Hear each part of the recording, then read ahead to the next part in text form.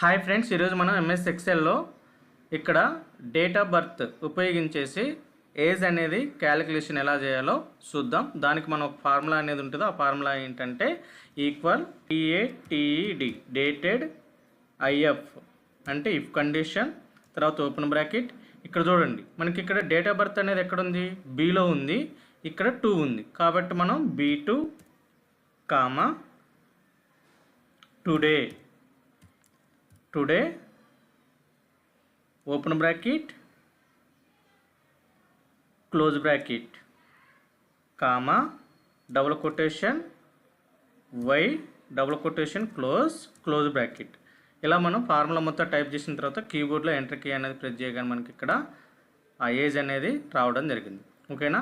మనం ఇలా డ్రాగ్ చేసుకోవచ్చు, లేదా ఇక్కడ మనం డబుల్ క్లిక్ చేసిన ఆటోమేటిక్గా అన్నీ ఆ ఏజ్